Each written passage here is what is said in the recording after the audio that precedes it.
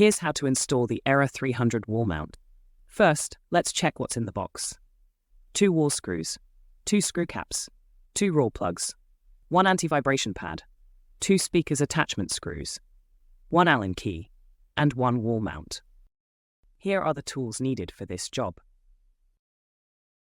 Now let me explain how to mark and drill on different wall types. Start by using the spirit level to check the wall mount's alignment. Then mark the screw holes as preparations for drilling. Here's how to drill on a drywall.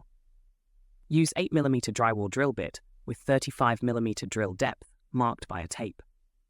Then drill the holes, stopping at the marked depth.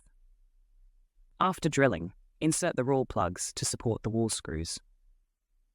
Now let's move on to drilling on wood stud plyboard.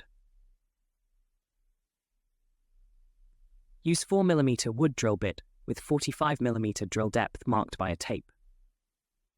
Start drilling the holes, stopping at the marked depth. No roll plugs are needed for this, as the wood studs will serve as support for the wall screws. Lastly, this is how to drill on a concrete wall. For this one, we'll use an 8mm masonry drill bit with 35mm drill depth. Drill the wall to the marked depth.